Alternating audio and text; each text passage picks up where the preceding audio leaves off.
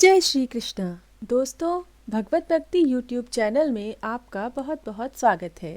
आज मैं सुनाने जा रही हूँ पौष माह के पूर्णिमा व्रत की कथा। हिंदू धर्म में पौष माह में पड़ने वाली पूर्णिमा तिथि का काफी महत्व है। पौषी पूर्णिमा को देश के कुछ हिस्सों में शाकंभरी पूर्णिमा भी कहा जाता है। मोक्ष की कामना रखने वालों के लिए यह दिन बेहद खास है। इस तिथि को सूर्य और चंद्रमा का संगम भी कहा जाता है, क्योंकि पौष का महीना सूर्य देव का होता है और पूर्णिमा चंद्रमा की तिथि है। इसके बाद माघ महीने की शुरुआत होती है। माघ महीने में किए जाने वाले स्नान की शुरुआत भी पौष की पूर्णिमा से ही हो जाती है।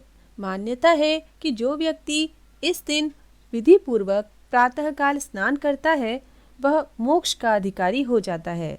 जो व्यक्ति पौष माह की पूर्णिमा व्रत करते हैं उन्हें पौष पूर्णिमा के दिन प्रातःकाल ही स्नान करके व्रत का संकल्प लेना चाहिए।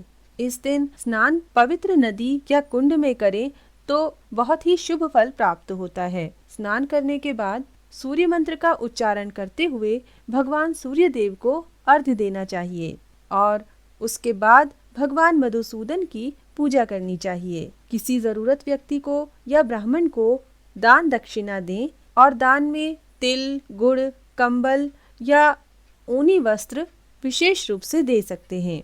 इस दिन शाम के समय चंद्रमा को अर्घ्य भी देना चाहिए।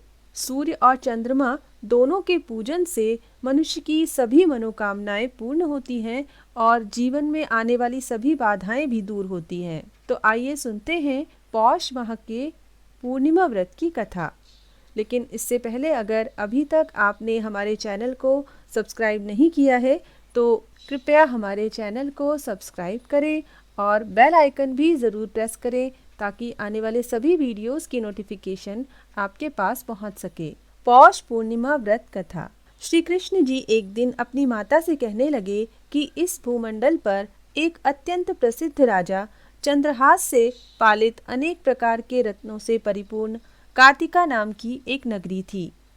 वहां पर धनेश्वर नाम का एक ब्राह्मण था और उसकी स्त्री अति सुशीला रूपवती थी। दोनों ही उस नगरी में बड़े प्रेम के साथ रहते थे। घर में धन धान्य आदि की कमी नहीं थी। उनको एक बड़ा दुख था कि उनके कोई संतान नहीं थी। इस दुख से वह अत्यंत दुखी रहते थे। एक समय एक बड़ा तपस्वी योगी उस नगरी में आया। वह योगी उस ब्राह्मण के घर छोड़कर अन्य सब घरों से भिक्षा लाकर भोजन किया करता था। रूपवती से वह भिक्षा नहीं लिया करता था। उस योगी ने एक दिन रूपवती से भिक्षा न लेकर अन्य किसी घर से भिक्षा लेकर गंगा किनारे जाकर भिक्षान्न को वह प्रेम पूर्वक खा रहा था कि धनेश्वर ने योगी का यह सब कार्य किसी प्रकार से देख लिया। अपनी भिक्षा के अनादर से दुखी होकर धनेश्वर योगी से बोला, महात्मन, आप सब घरों से भिक्षा लेते हैं परंतु मेरे घर की भिक्षा कभी भी नहीं लेते। इसका क्या कारण है? योगी ने कहा कि निसंतान के घर की भीख पतितों के अन्न के तुल्य होती है और जो पतितों का अन्न खाता है वह भी पतित हो जाता है। चूंकि तुम निसंतान हो अतः पतित हो जाने के भय से मैं तुम्हारे घर की भिक्षा नहीं लेता हूँ। धनेश्वर यह बात सुनकर अपने मन में बहुत दुखी हुआ और हाथ जोड़कर योगी के पैरों पर गिर पड़ा तथा आर्त भाव से कहने लगा, हे महाराज, यदि ऐसा है तो आप मुझको पुत्र प्राप्ति का उपाय बताइए। आप सर्वज्ञ हैं, मुझ पर अवश्य ही यह कृपा कीजिए। धन की मेरे घर में कोई कमी नहीं, परंतु मैं पुत्र न होने के कारण अत्यंत दुखी हूँ। आप मेरे इस दुख का हरण करें। आप सामर्थ्यवान हैं। यह सुनकर योगी कहने लगे, हे ब्राह्मण, तुम चंडी की आराधना करो। घर आकर उसने अपनी स्त्री से सब वृत्तांत कहा और स्वयं तप के निमित्त वन में चला गया। वन में जाकर उसने चंडी की उपासना और उपवास किया। चंडी ने 16वें दिन उसको स्वप्न में दर्शन दिया और कहा, हे धनेश्वर, जा, तेरे पुत्र होगा, परंतु वह 16 वर्ष की आयु में ही मृत्यु को प्राप्त हो जाएगा। यदि तुम दोनों स्त्री पुरुष 32 पूर्णमासियों का व्रत विधि पूर्वक करोगे तो वह दीर्घायु होगा जितनी तुम्हारी सामर्थ्य हो आटे के दिए बनाकर शिवजी का पूजन करना, परंतु पूर्णमासी को 32 हो जाने चाहिए। प्रातःकाल हो जाने पर इस स्थान के समीप ही तुम्हें एक आम का वृक्ष दिखाई देगा। उस पर तुम चढ़कर एक फल तोड़कर शीघ्र अपने घर चले जाना। अपनी स्त्री से सब वृत्तांत कहना। ऋतु स्नान के पश्चात वह स्वच्छ होकर श्री शंकर जी का ध्यान करके उस फल को खा लेगी। तब शंकर भगवान की कृपा से उसको गर्भ हो जाएगा। जब वह ब्राह्मण प्रातःकाल उठा तो उसने उस स्थान के पास ही एक आम का वृक्ष देखा, जिस पर एक अत्यंत सुंदर आम का फल लगा हुआ था। उस ब्राह्मण ने उस आम के वृक्ष पर चढ़कर उस फल को तोड़ने का प्रयत्न किया, परंतु वृक्ष पर कई बार प्रयत्न करने पर भी वह न चढ़ पाया। तब तो उस ब्राह्मण को बहुत चिंता हुई और विघ्न विनाशक श्री गणेश जी की वंदना करने लगा। हे दयानिधे, अपने भक्तों के विघ्नों का नाश करके उनके मंगल कार्य को करने वाले, दुष्टों का नाश करने वाले, रिद्धि सिद्धि के देने वाले, आप मुझ पर कृपा करके इतना बल दें कि मैं अपने मनोरथ को पूर्ण कर सकूं। इस प्रकार गणेश जी की प्रार्थना करने पर उनकी कृपा से धनेश्वर वृक्ष पर चढ़ गया और उसने एक अति सुंदर आम का फल देखा।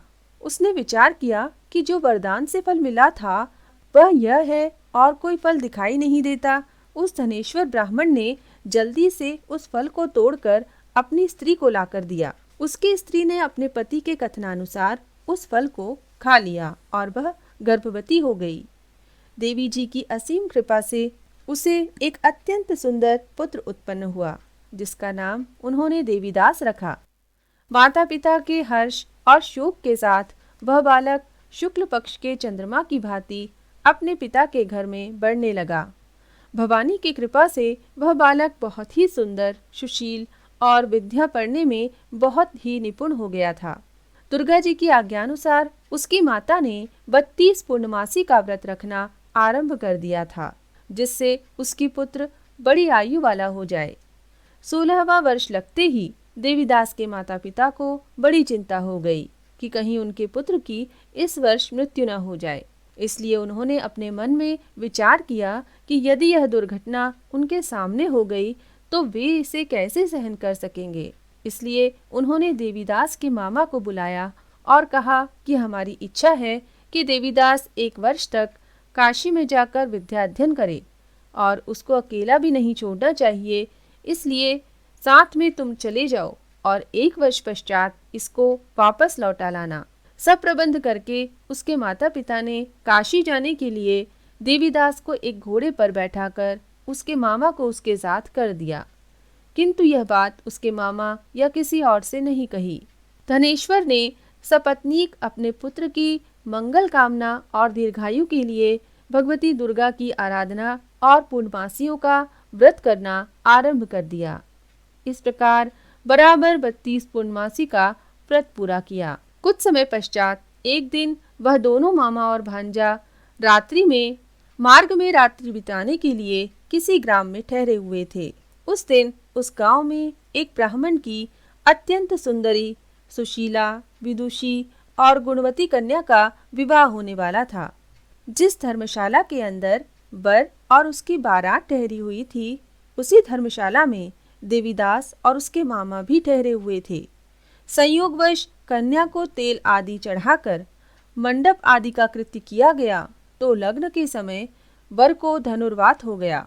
अस्तु वर के पिता ने अपने कुटुंबियों से परामर्श करके निश्चय किया कि यह देवीदास मेरे पुत्र जैसा ही सुंदर है, मैं इसके साथ ही लग्न करा दूं और बाद में विवाह के अन्य कार्य मेरे लड़के के साथ हो जाएंगे। यह सोचकर देवीदास के मामा से जाकर बोला कि तुम थोड़ी देर के लिए अपने भांजे को हमें दे दो, जिससे विवाह के लग्न का सब कृत्य सुचारू रूप से हो सके। तब उसका मामा कहने लगा कि जो कुछ भी मधुपर्क आदि कन्यादान के समय वर को मिले वह सब हमें दे दिया जाए, तो मेरा भांजा इस बारात का दूल्हा बन जाएगा। यह बात वर के पिता ने स्वीकार कर लेने पर उसने अपना भांजा वर बनने को भेज दिया और उसके साथ सब विवाह कार्य रात्रि में विधि पूर्वक संपन्न हो गया। पत्नी के साथ वह भोजन न कर सका और अपने मन में सोचने लगा कि न जाने यह किसकी स्त्री होगी। वह एकांत में इसी सोच में गरम निश्वास छोड़ने लगा तथा उसकी आंखों में आंसू भी आ गए।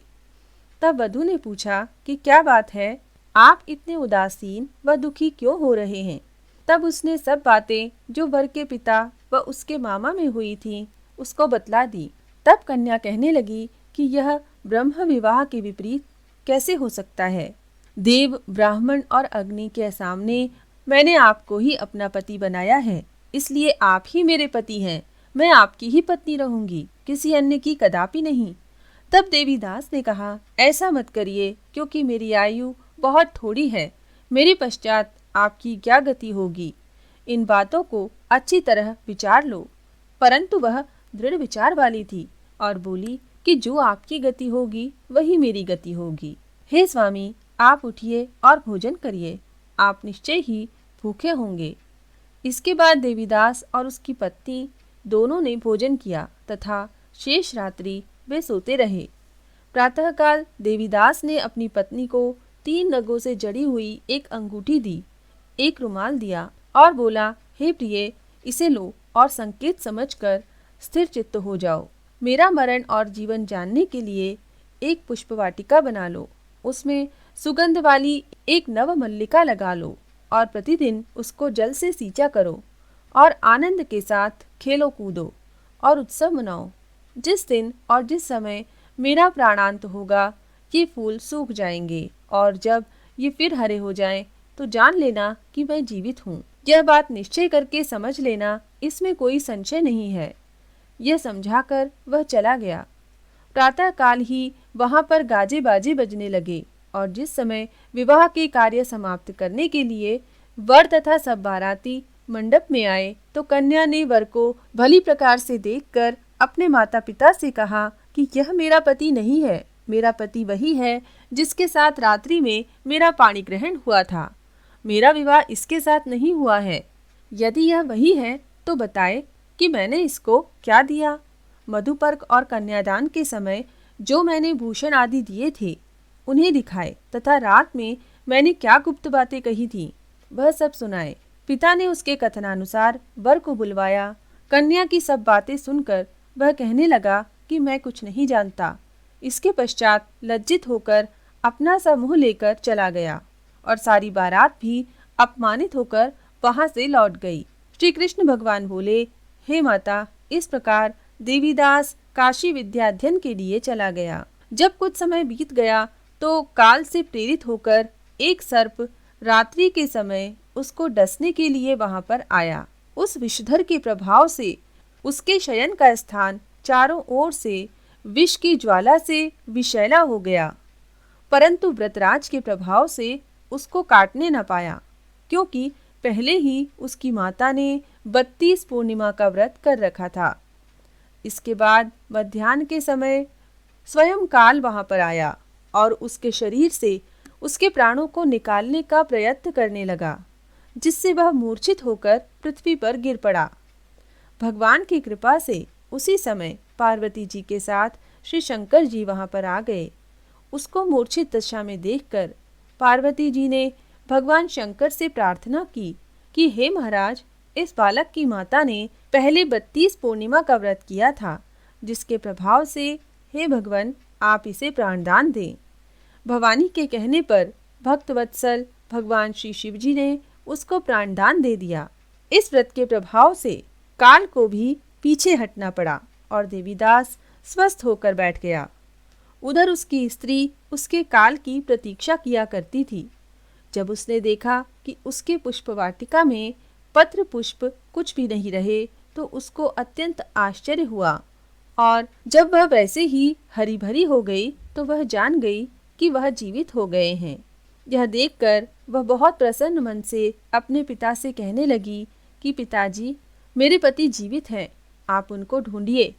जब 16वां वर्ष व्यतीत हो गया तो देवीदास भी अपने मामा के साथ काशी से चल दिया। इधर उसके ससुर उसको ढूंढने के लिए अपने घर से जाने ही वाले थे कि वह दोनों मामा भांजा वहां पर आ गए। उसको आया देखकर उसका ससुर बड़ी प्रसन्नता से अपने घर ले आया। उस समय नगर के निवासी भी वहां इकट्ठे हो गए और सबने निश्चय किया कि अवश्य ही इसी बालक के साथ कन्या का विवाह हुआ था। जब बालक को कन्या ने देखा तो पहचान लिया और कहा कि यह वही है जो संकेत करके गया था।